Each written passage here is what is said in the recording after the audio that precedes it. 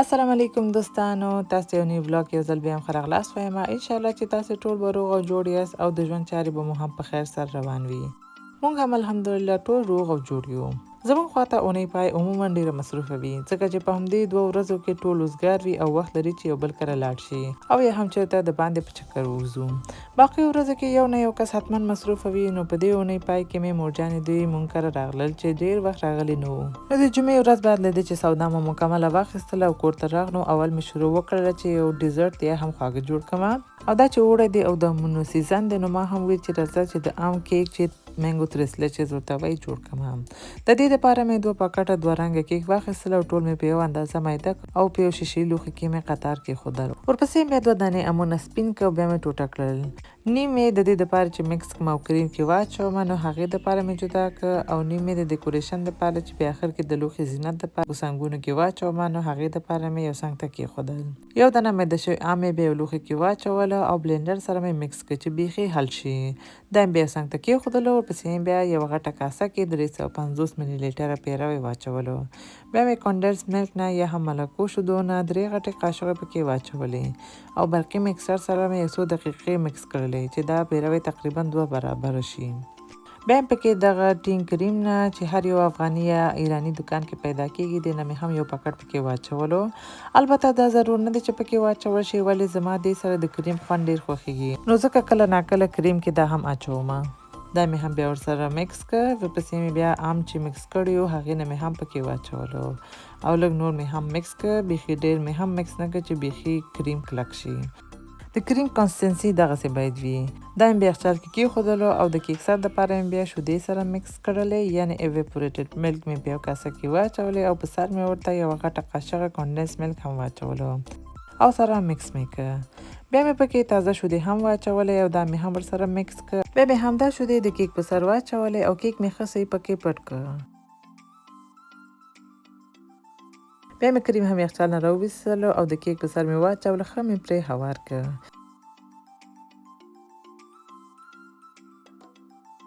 په آخر کې مې بیا د زینت دپاره میده شوی ام د لوښي په څنګونو کې واچول. دوستانو تاسې هم دا خواږه حتما یو ځل جوړ کړئ. باور وکړئ ډیر به مو خوښ شي. زموږ کور کې خو د ټولو غټ واړه د ټولو ډیر خوښ شو.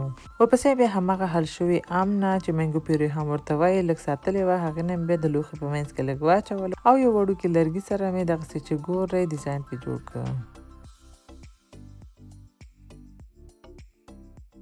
بیا دا خواږه تیار شو. د لوښي نه مې بیا پلاستیک راتاو کړ، یخچال کې مې کېښودلو. بیا مې د کباب دپاره د چرګ وزرونه تیار مخکې نه اخته کړه، ځکه چې څومره وخت اخته شي هماغومره خوندور راځي او مسالې ځان ته ښه جذبوي. نو تقریبا 2.5 کیلو غوښه مې په یو کاسه کې واچوله، پاک مې ومینځله او یو څنګ ته مې کېښودله چې اوبه ترې لاړې شي. تر هغې مې بیا مساله ورته تیاره کړله چې تقریبا 15 غټې قاشقې مستې مې په یو کاسې کې واچولې. ورپسې مې بیا ضرورت په اندازه مالګه، یو دانه لیمو مې پکې وزبېښلو، تندوري مسالې نه مې پکې یو پاکټ واچولو، یو وړه قاشقه سره مرچکو پوډر، 2 قاشقې په اندازه کیچپ، لږ د هوږې پوډر او 3 پلیه هوږه مې پکې واچوله او سره ګډ مې کړم. دانه‌دار سره مرچک رانه هېر شوي و، هغه مې بیا وروسته پکې واچولو او دا ټول مواد مې بیا ښه سره ګډ کړل. بیا مې غوښه هم پکې واچوله او مسالو کې مې ښه صحیح پټ کړ او اخته مې کړ. بیا مې د لوښي نه هم یو پلاستیک راتاو کړ او دا مې هم یخچال کې کېښودلو. پلاستیک د لوښي نه ځکه تاومه چې یخچال کې نور شیان د دې بوی وانخلي. ورپسې نو غوښتلو مو چې ترکي کباب چې اسلام کباب ورته وایي او دا د کوفتې او تورمانجان نه جوړیږي، نو هغه هم جوړ کړم او هغې دپاره مې کوفته ورځ مخکې تیار اخته کړله. د دې دپاره مې 1 کیلو کوفته په یو کاسه کې واچوله. ورپسې مې 2 دانې واړه پیاز مکس کړ او اوبه مې ترې لرې کړ او دا مې هم د کوفتې په سر واچولو. یو دانه غټ سره مرچک چې تریخ نه وي هغه مې هم مکسر کړ او پکې واچولو. بیا مې 4 غټې قاشقې برید کرامز، یوه قاشقه مالګه، یوه قاشقه دانه‌دار سره مرچک، یوه قاشقه تور مرچکو پوډر، یوه قاشقه زیره او تازه دانیا مې هم پکې واچوله. بیا مې 3 پلیه هوږه هم میده کړ او پکې واچوله. بیا مې ښه سره مکس کړ چې د کوفته او باقي مواد ښه صحیح سره مکس شي. دا مې چې مکس کړ، بیا مې دې نه هم یو پلاستیک راتاو کړ او دا مې هم یخچال کې کېښودلو. بیا مې د دې ورځ لپاره ټول کارونه خلاص شول. د هفتې په ورځ چې کله له خوبه راپاڅېدم، اول مې وریجې خشتې کړلې. ورپسې بیا د وریجو منځ لپاره غوښه نرمه کړله چې اول مې یو د بخار کې 1.5 پیالې په اندازه غوړي واچول او پرې مې ښودل چې ګرم شي. تر هغې مې بیا 3 دانې پیاز سپین او میده کړ او بیا مې په غوړیو کې واچول او یو څو دقیقو دپاره مې سره کړل. بیا مې پکې 2 کیلو د پسه غوښه هم واچوله او دیګ مې ښه وښورولو چې غوښه او پیاز سره ګډ شي. ورپسې مې بیا د ضرورت په اندازه مالګه هم واچوله او دا مې هم ورسره مکس کړ. بیا مې پکې د یوې غټې قاشقې په اندازه د وریژې مساله هم واچوله. ورپسې مې 4 پلي هوږه میده کړله او پکې واچوله او تقریبا 15 دقیقو دپاره مې همداسې سره کړله. بیا مې پکې 1 پیاله ګرم اوبه هم واچولې او د دیګ بخار سر مې بند کړ او تقریبا 10 دقیقو دپاره مې بخار ورکړ. دا چې غوښه نازکه وه نو همدومره کافي و. بیا مې د تور بانجان کباب دپاره تور بانجان دغسې اوږده ټوټه کړل او په سر مې ورته مالګه واچوله او 15 دقیقو دپاره مې همداسې پرېښودل. او تر هغې مې بیا کوفته چې یوه شپه مخکې اخته کړې وه هغه مې یخچال نه راواخیستله او لکه څنګه چې ګورې دغسې د کوفتې غونډارې مې ترې جوړ کړل تر څو بانجانو کې بیا پټ کړمه.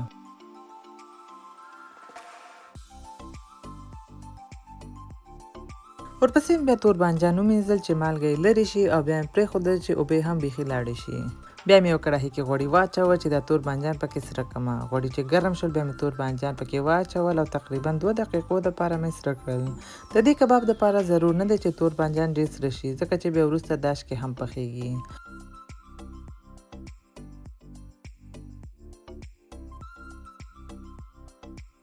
تور بانجان مې چې ټول سره کړل او ومې ویستل نو هماغه کړاهي کې مې لږ نور غوړي واچول او د کوفتې غونډارې مې هم پکې سره کړل. دا مې تقریبا 10 دقیقو دپاره په میډیم اور باندې سره کړل. د دې کباب دپاره ضرور نه دی چې ډېر غوړي وکارول شي. لږ غوړي کې هم سره کېږي.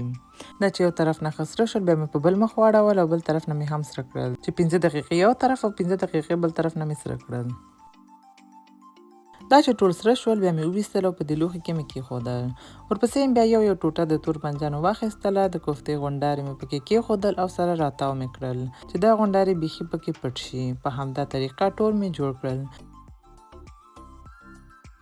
بیا مې دا ټول په دې لوښي کې قطار کېښودل. په سر مې ورته شنه مرچک هم کېښودل. دا مې بیا یو څنګ ته کېښودل ځکه چې تر اوسه پخولو ته یې وخت پاتې و. ورپسې بیا د چرګ د وزرونو کباب پخولو ته هم شروع وکړله. هغې دپاره مې اول 2 دانې غټ کچالو سپین او په دغه شان ټوټه کړل.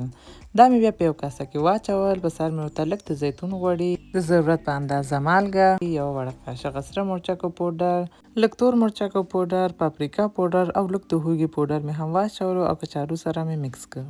دا کچالو مې غوښتل چې د کباب لاندې کېږدمه نو د دې دپاره چې ښه مزهداره راشي نو د دې په سر مې لږه مساله ووهله. بیا مې دا کچالان په دې لوښي کې لاندې کېښودل او په سر مې ورته د چرګ غوښه کېښودله. د غوښې په سر مې بیا لږ غوړي هم واچوه چې تر څو ښه کرسپي راشي. بیا مې ترې یو المونیم فایل راتاو کړ او داش کې مې په 250 درجو کې کېښوده چې پوخ شي. ورپسې مې د اسلم کباب آخري مرحله هم خلاصه کړله چې یو کړاهي کې مې 3 غټې قاشقې په اندازه غوړي واچول چې ګرم شي. ورپسې مې بیا 2 دانې رومیان مکسر کړ او پکې واچولو. 2 پلې هوږه مې هم میده کړله او پکې واچوله او یوه غټه قاشقه روب مې هم واچولو. دا مې بیا 100 دقیقو دپاره سره کړل. ورپسې بیا مالګه هم پکې واچولو. رومیان چې ښه حل شول بیا مې پکې 1 پیاله اوبه هم واچولې. لږ مې نور سره کړل. بیا مې منقل ګل کړ او کړاهي مې ترې لرې کړ. همدا د رومیانو قورمه مې بیا په دې تور بانجانو باندې واچوله. ښه مې پکې پټ کړه.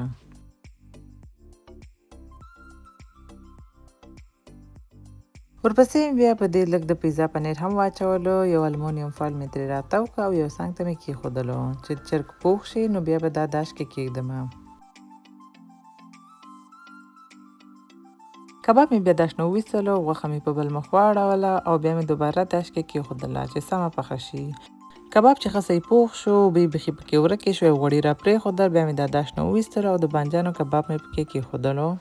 ورپسې نو کشره خورکۍ مې چې موږ ورته د پاستا پخولو پروفي وایو هغې ته مې وویل چې کریمي پاستا هغه پخه کړي. غوښه ورته ما وړه کړله. هغې بیا اول غوښه اخته کړله. د هوږې پوډر، پاپریکا پوډر، اورېګانو، تور مرچکو پوډر، سره مرچکو پوډر، غوړي پکې واچول او ښه سره مکس کړه. بیا د ټول په ایر فرایر کې واچول او غوښه یې په ایر فرایر کې سره کړله. ورپسې نو یو دیګ کې اوبه، مالګه او لږ غوړي واچول او پرېښودل چې جوش شي. ورپسې مو مکروني هم پکې واچوله. تقریبا 10 دقیقو دپاره مو جوش کړ چې نرم شي.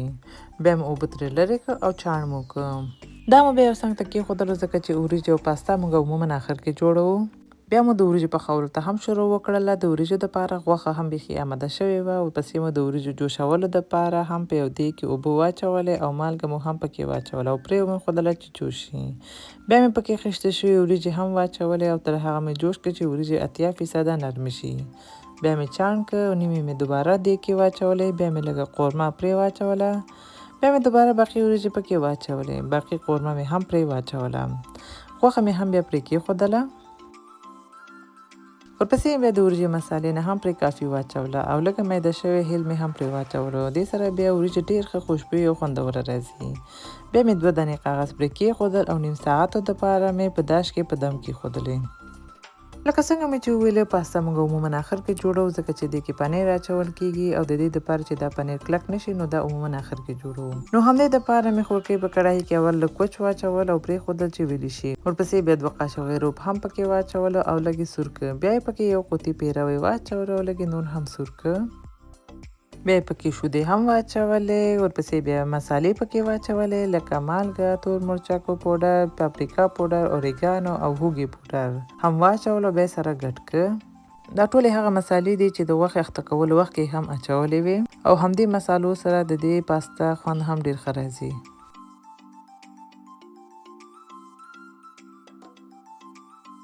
ورپسې بیا جوش شوي مکروني هم پکې ور اضافه کړه او دې سوس سره یې مکس کړه. دا چې د مکروني جوشولو وخت کې غوړي پکې اچول شوي وو نو ځکه دا ډېر په اسانۍ سره جدا شوې. دوستانو تاسو هم کله مکروني جوړوئ اوبو کې لږ غوړي واچوئ نو دا چې هر څومره وخت پاتې شي بیا سره نښلي نه او ډېر په اسانۍ سره جدا کېږي. مکروني چې قورمه کې ښه صحیح مکس شو بیا یې د چرګ سره شوي غوښه هم واچوله. په آخر کې پنیر هم پرې واچولو نو بیا د خوندور پاستا تیار شوه چې دا یو داسې خواړه دی چې ډېر مینهوال لري چې د ماشومانو ترڅنګ د لویانو هم ډېر خوښیږي. ولې د ماشومانو بیا بې حده خوښیږي نو همدې دپاره کله ناکله هغوی دپاره هم پخوم. په سلاتو کې مې دا ځل وغوښتلو چې د بادرنګو سلات جوړ کړم، ځکه چې دا نور سلات دومره ډېر نه خوړل کېږي او دا سلات ډېر خوندور دی او ټول ډېر په مینه یې خوري. اول مې 2 دانې بادرنګ دغسې چې ګورې نري نري ټوټه کړه او بیا مې په یو لوښي کې واچول. ورپسې مې په همدا رقم سره پیاز هم میده کړل او دا مې بیا په هماغه لوښي کې د بادرنګو په سر واچول.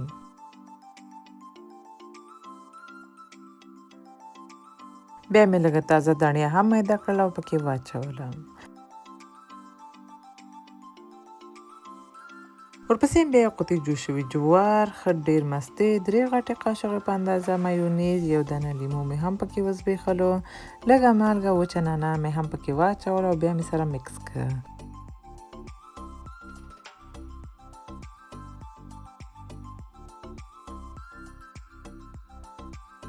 دا ټول مواد مې چې ښه سره مکس کړ دا مې بیا په کاسو کې واچول. بیا نو هر څه تیار شول. اسلم کباب مې هم بیا داش نه وویستلو، هغه هم ښه صحیح پوخ شوی و. پاستا مو هم په لوښو کې وویستل. د لوښي زینت دپاره مې بیا په سر لږ نور پنیر هم واچولو او د تازه دڼیاو پاڼې مې هم پرې کېښودلې. په آخر کې هر څه چې تیار شول بیا مې وریجې هم په غورۍ کې وویستلې. وریجې زه عموما په آخر کې وباسم تر څو ډېر وخت همداسې پاتې نشي او یخې نشي. 2 غورۍ وریجې مې وویستلې، نیم باندې د ګازرو ممیزه خلال اچوم، نیم باندې نه، ځکه چې د کورنۍ بعضې غړي دا شیان خوري او بعضې نه، نو هغوی دپاره مې وریجې همداسې سپینې وویستلې. غوښه زه همیشه د وریجو منځ کې ږدم او د ممیزو او د ګازرو خلال په سر مې د پستې او د بادامو خلال هم واچول. بیا نو هر څه بیخي تیار شول. دسترخوان مو هوار کړ، مشقابونه او هر څه مو پرې کېښودل. دا خواړه مو چې تیار کړي دا مو هم ټول پرې کېښودل. بیا یو ځای کېناستلو، ډوډۍ مو سره نوش جان کړه. ډوډۍ نه بعد مو بیا چای هم وڅښلو. بیا تر ناوخته هماسې ناست وو، کیسې مو کولې. د منګو ترسلچس مې چې جوړ کړی هغه هم ډېر د ټولو خوښ شو او ټولو ډېر تعریف وکړو چې ډېر خوندور راغلی دی. وروسته مې بیا لږه تازه میوه هم تیاره کړله. دا مې اول جوړ نه کړ ځکه چې وروسته مو خوړله نو د دې دپاره چې خراب نشي او رنګونه یې بدل نشي نو د دې دپاره مې وروسته جوړه کړله. نن مې بیا یو بل ډیزاین جوړ کړ چې عموما خپل فکر نه چې هر څه په هماغه وخت کې راته ذهن ته راشي هماغسې یې جوړوم او ساده میوې لوښي نه داسې بیا ښه او ښایسته ښکاري. نو هیله ده چې دې ویډیو نه تاسې هم مستفید شئ او یو څه ترې زده کړئ او خپل میلمستیا او دسترخوان لا ښایسته کړئ. او داسې د میوې لوښي جوړولو دپاره چې ما سره کور کې هر یو میوه کور کې وي هماغه نه جوړوم. نو په دا ورځ را سره آم، هندواڼه، خټکۍ، انګور، شفتالو او داسې نور شیان وو نو همدې نه مې دغسې یو مشقاب جوړ کړ.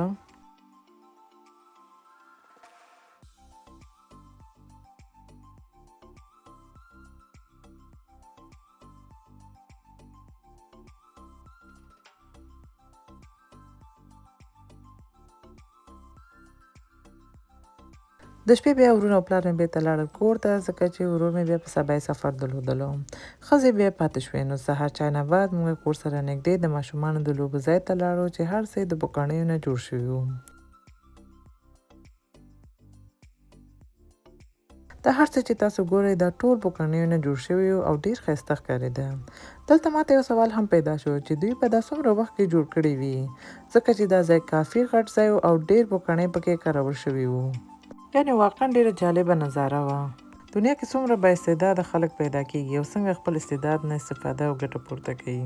تاسو وګورئ دوستانو، د هر څه چې تاسو ګورئ دا یو دانه د پوکڼیو نه جوړ شوي وو. او بل دا چې دلته لایو ورکشاپ هم و چې ټولو کولی شو لایف هماغلته د دوی په مرسته پوکڼیو نه هر څه چې غواړي جوړ کړي. نو د ماشومانو سرګرمۍ دپاره یو ډېر ښه ځای و. ماشومان بیا له پوکڼیو تورې او داسې نور شیان جوړ کړل. بیرته وتلو ځای کې دغه پوکڼۍ د خلکو یادښتونو لیکلو دپاره جوړې کړې وې چې هر چا خپل نومونه او یا هم هر څه چې غوښتل هماغه ولیکي. نو موږ هم خپل نومونه پرې ولیکل. دې ځای نه بعد بیا یو افغان رستورانت ته لاړو او ډوډۍ مو وخوړله. ماشومانو ته مو افغاني برګر، منتو او ځان ته مو سیخ کباب راوغوښتل. ډوډۍ نه بعد مو بیا شریخ هم وخوړله چې د دې ځای شریخ ډېر خوندور دی. بیا مو آهسته آهسته د کور په طرف حرکت وکړ. نو دا ورځ ماشومانو سره ډېره خوندوره تېره شوه. نو دوستانو دا وه زموږ د دې ویکینډ یا د اونۍ پای ولاګ. هیله ده چې خوښه شوې مو وي. که مو خوښه شوې وي لایک یې کړئ، خپل دوستانو سره شریک کړئ او که زما چینل مو لا سبسکرایب کړی نه وي سبسکرایب هم کړئ. تاسو ته ښه وخت غواړم. الله پامان.